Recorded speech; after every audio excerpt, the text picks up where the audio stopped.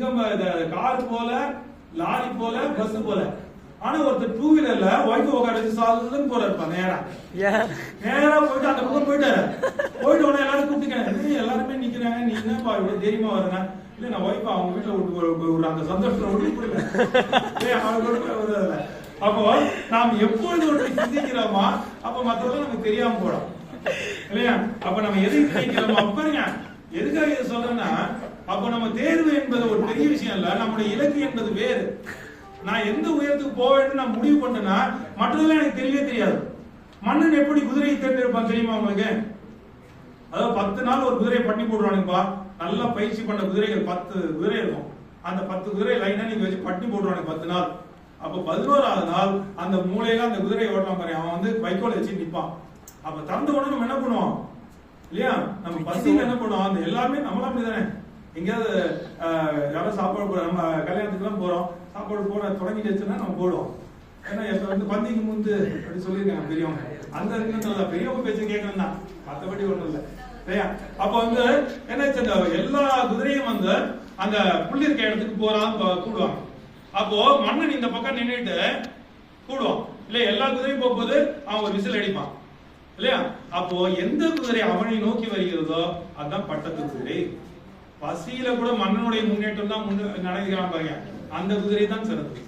நீ கூட பாருங்க, உங்க வீட்டுல குழந்தைகள்லாம் நிறைய இருக்கும், அம்மா குரலை கேட்டு குழந்தை ஓடி வரும் பாருங்க, பசியில கூட ஓடாது. அப்படித்தான் நாம் வாழ வேண்டும், அப்படிதான் நம்ம எல்லாவற்றையும் புரிந்து கொள்ள வேண்டும். அது யார் சிறந்தவர்கள் என்று சொன்னால் பெண்கள் தான். நினைச்சு பாருங்களேன், பெண்கள் வந்து கற்பாம்பூச்சியை பார்த்து கூட பயப்படுவாங்க. ஆனா கல்யாணம் ஆன பிறகு, குழந்தை பிறந்த பிறகு அந்த குழந்தை பக்கத்துல பாம்பு வந்தாலும் அடிச்சு தூக்கி போடுறாங்களா இல்லைங்க இல்லையா? பாம்பை கூட நம்ம கூட கதை படிச்சிருக்கீங்களப்பா, கோவலன் கூட ஒரு பேர் இருக்க இல்லையா? அந்த பாம்பை வந்து கொத்திரும், அதை வந்து கீரிக்குள்ள வந்து கடிச்சிரும் இல்லையா? சொல்லி படிக்கிறீங்களா நீங்க? சாதித்து விட்டீங்களா இல்லையா? அவரை கடிச்ச உடனே கீரிக்குள்ள காரணம் என்ன? கீரிக்குள்ளதான் குழந்தை கடிச்சது, கீரிக்குள்ள கிடைக்கல, அந்த பாம்பை வந்து கொண்டு இருக்கு, இது தெரியாம அது சேர்த்தாங்க இல்லையா? அதான் அப்படிப்பட்ட வீரம். நீங்க இப்போ வந்துச்சுங்க, போன வாரம் ஒரு குழந்தை வந்து நாய் கடிச்சிச்சு. இப்பதான் எல்லா இடத்துலயும் நாய் இருக்கு இல்லையா?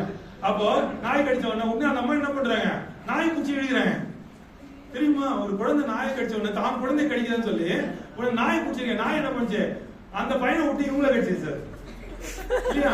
அவ பாருங்க, அது நம்ம வந்து நினைக்கிறோம், அந்த அன்பு தெரியல பாருங்க. சில ஃப்ரெண்ட்ஸ் நீங்களா இருக்கீங்களா, யாரோ ஒரு பையன் வந்து கரண்ட் தொட்டாம்பா, நீங்க என்ன பண்ணுவீங்க, ஷாக் அடிச்சு நீங்க என்ன பிடிச்சி காப்பாத்துறீங்களா? கட்டையே கிடைக்கும், தேடுவீங்க கட்டையா, அதுவும் போதும். அதான் நம்ம தேட முடியாது, அதுவும் கஷ்டம். அதனால வேற வழி இல்லை, அவனுக்கு நமக்கு ஷாக் அடிக்கும். அப்ப நமக்கு அறிவு வேலை செய்யாது இல்லையா? அறிவு வேலை செய்யாது. அப்போ எப்பொழுது உங்களுடைய மூளைக்குள் உணர்ச்சி நுழைந்து விடுகிறதோ அப்ப அறிவு வேலை செய்யாது. அப்ப நீங்க உணர்ச்சி நுழையாமல் பார்த்துக்கொள்ளும், அதுதான் மனம் நல்லா இருக்கிறது. ஒரு இது என்னன்னு கேட்டீங்கன்னா, நீங்கள் உணர்ச்சி வசப்படக்கூடாது, எந்த நிலையும் உணர்ச்சி வசப்படக்கூடாது. இதுக்கு உணர்ச்சி வசப்பட எல்லாத்தையும் பொறுமையா செய்வோம் அப்படின்ற உணர்வோடு இருந்தால் நமக்கு அறிவு வேலை செய்யும் என்பதை நாம் புரிந்து கொள்ளலாம். பாருங்க, தமிழ் படித்த எந்த இடத்துல என்ன கேட்டாங்க சொல்லுங்க? கரிகால் பெருவளத்தான், நம்ம எல்லாருக்கும் தெரியும், திருமாவளவன் இல்லையா? அவர்தான் வந்து கரிகால் பெருவளத்தான். 7 அடி அவர் கட்டிய அணை பேர் என்னப்பா? கல்லணை. அருமையா சொல்றாங்க, கல்லணை. பாருங்க, எத்தனை 1000 வருஷத்துக்கு முன்னாடி கட்டின, இன்னைக்கும் சிறப்பா இருக்கு. அப்படிப்பட்ட கரிகால் பெருவளத்தான் என்ன பண்ணாரு, தமிழர்கள் வந்து நம்ம கவிஞர்கள் வந்தாருன்னா அவங்களுக்கு குதிரை படையில குதிரை தேர்ல இருந்து எல்லாத்தையும் அழைச்சிட்டு வந்து அதுல கவிஞர்களை உட்கார வைப்பார். அப்ப எவ்வளவு கம்பீரம் இருக்கு பாருங்க ஒரு தமிழ் படிச்சவனுக்கு இல்லையா? தமிழ் படிச்ச எந்த அளவுக்கு பெருமைப்படுத்தினாங்க பாருங்க. அப்படிப்பட்ட பெருமையுடைய சக்தி சார்ந்தவர்கள் நம்முடைய தமிழ் கவிஞர்கள். அப்ப போகும்போது கூட 7 அடி நடந்து பின் சென்று வழி நடத்தினாங்க இல்ல, இதெல்லாம் நடத்திருப்பாங்க. கரிகால் பெருவளத்தான் பத்தி ஒரு வீட்டுக்கு வந்தா நம்ம எப்படி மரியாதையா நடந்துக்கணும், வர்றவங்களை எப்படி வரவேற்கணும் இல்லையா? நீங்க கூட தண்ணி கொடுக்கும்போது கொடுத்துருப்பீங்க, வந்தவங்க தண்ணி கொடுப்பாங்க அந்த காலத்துல தெரியுமா? உலகத்திலேயே பிறருக்காக எல்லோரும் வீடு கட்டினார்கள் உலகத்துல எல்லா மக்களும். ஆனா தமிழன் மட்டும்தான், எல்லா மக்களும் தனக்காக வீடு கட்டினார்கள் உலகத்துல இருக்க எல்லா மக்களும். ஆனா தமிழன் மட்டும் பிறருக்காக வீடு கட்டினாங்க. என்னன்னு சொல்லி பார்ப்போம். ஆர்வமா ரொம்ப அழகா சொல்றேன் பாருங்க, திண்ணை கட்டி தின்றார்கள் இல்ல, எதுக்குமா?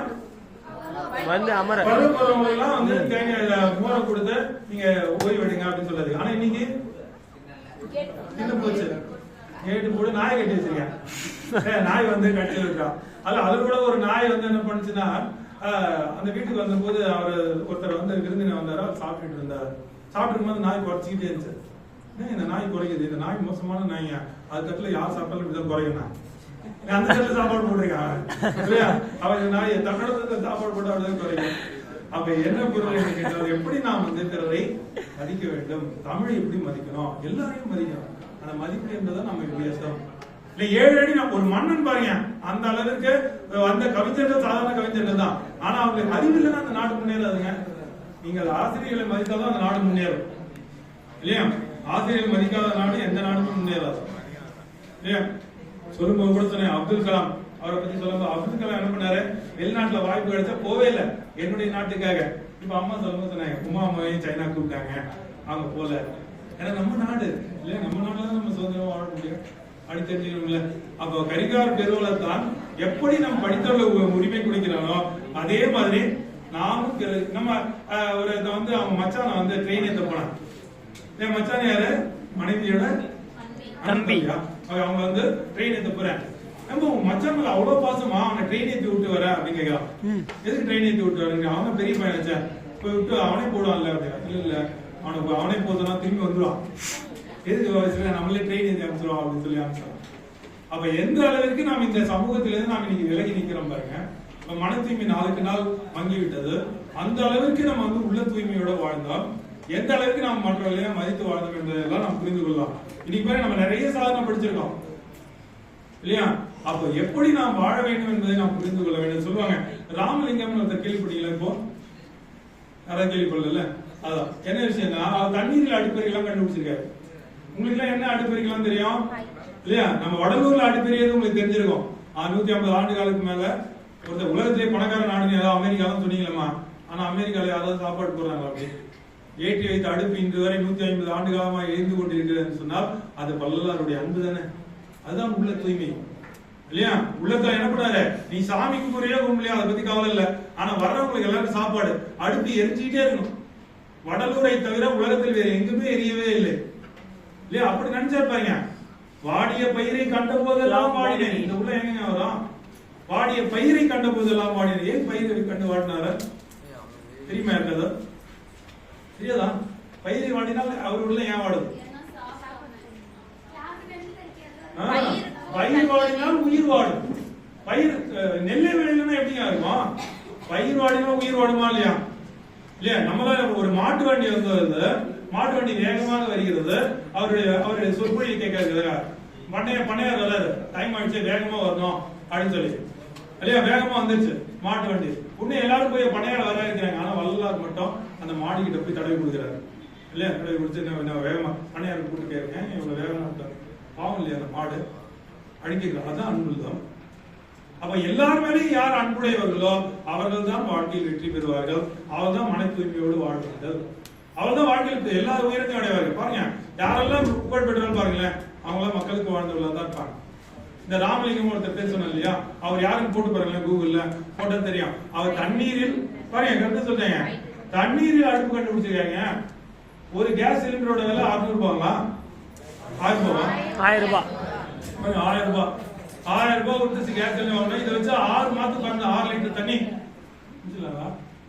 6 லிட்டர் தண்ணி. அதனால மாறுபாடு இல்லாத உண்டி மருத்துவனின் ஊறுபாடு இல்லை உயிர்க்கு.